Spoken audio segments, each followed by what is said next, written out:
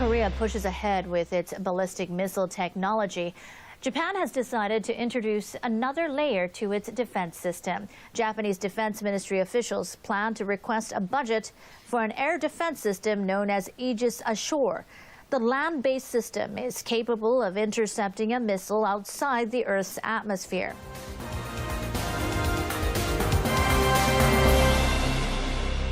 Japan already has 2 layers of missile defense. PAC-3 interceptors are ready to hit missiles within the atmosphere, and Aegis systems are deployed aboard 4 destroyers that navigate around the clock. There are also plans to increase that to 5 by the end of the year. South Korea's new president promising there will never be another war on the Korean Peninsula, adding only the Republic of Korea can make the decision for military action.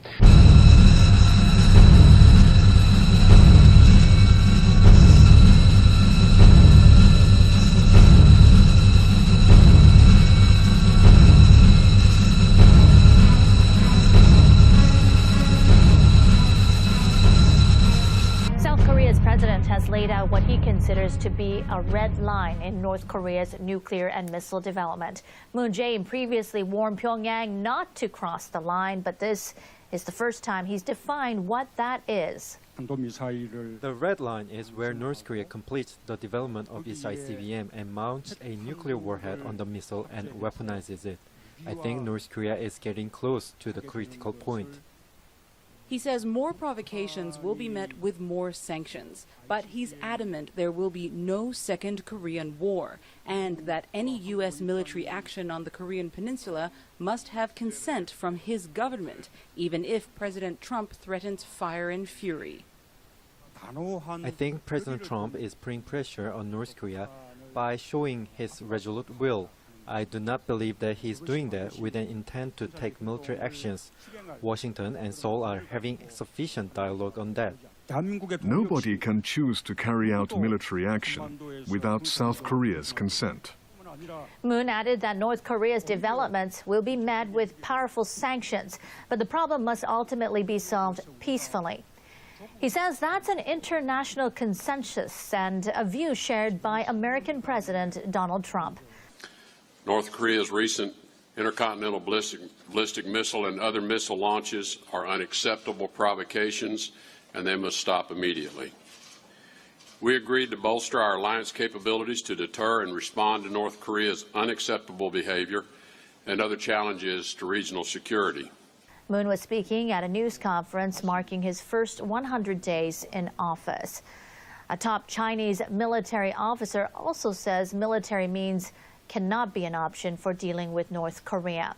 A vice chairman of China's Central Military Commission met the chairman of the U.S. Joint Chiefs of Staff in Beijing.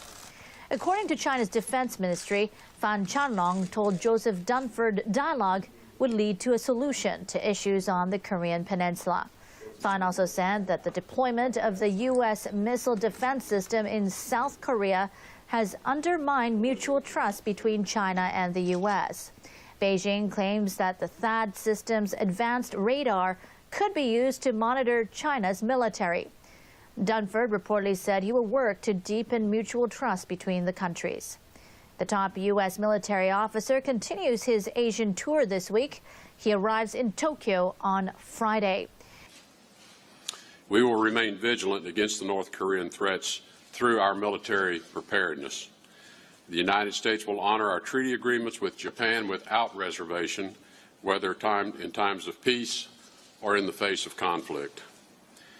We will also cooperate to advance trilateral and multilateral security and defense cooperation with other partners in the region. Well, that became an issue yesterday in Beijing, where Chairman of the Joint Chiefs told China's president the U.S. is developing a military option to address the threat in North Korea, even though China told Dunford that the military action should not be an option on the Korean Peninsula.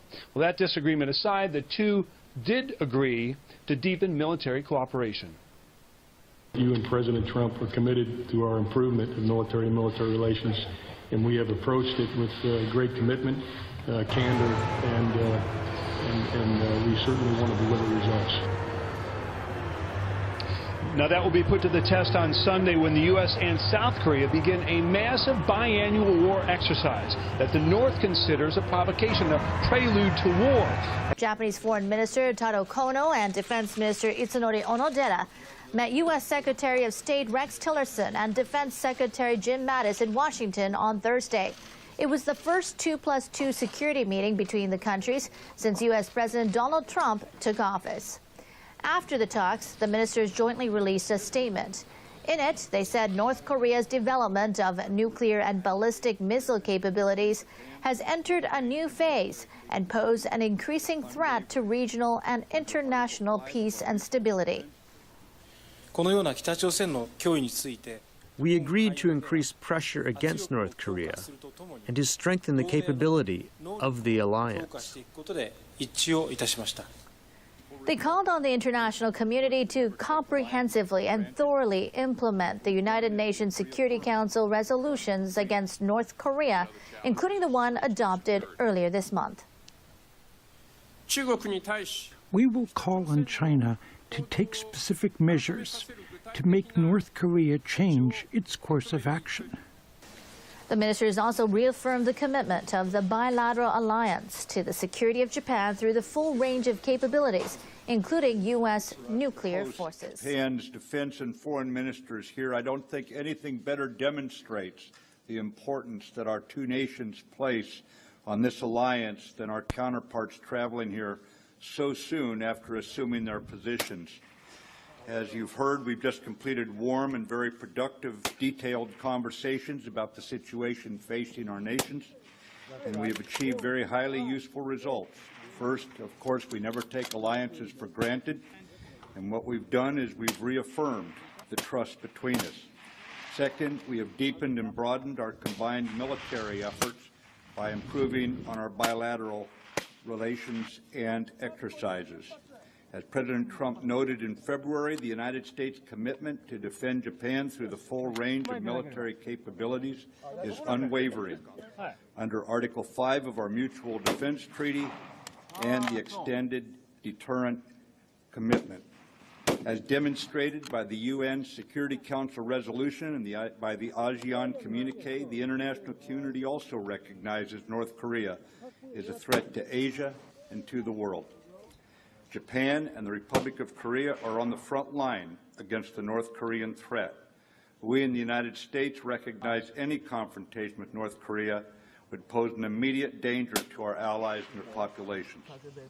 Today's meeting is a reminder that each nation gains security in concert with other nations. The international community is speaking with one voice. North Korea must stop its dangerous actions as we work to maintain security and denuclearize the Korean Peninsula.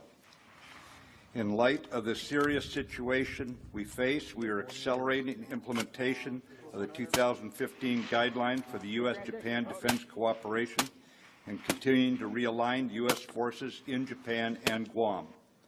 Our militaries are also cooperating in new ways, and you've heard several of them mentioned here already. This includes our emerging cooperation in such areas as space and counterspace, cyberspace, as well as ballistic missile defense and maritime security. Together, we will deter and, if necessary, defeat any threat. Any initiation of hostilities will be met with an effective and overwhelming response. Our two nations will demonstrate the strength of our alliance by continuing those bilateral activities and by enhancing cooperation with the Republic of Korea. We call on North Korea to choose a better path than one of provocation and threat. Such a path is not in its own best interest, nor in the best interest of any other nation. Certainly, first, in response to CNN's earlier question, I can just assure you that in close collaboration with our allies, there are strong military consequences if DPRK initiates hostilities.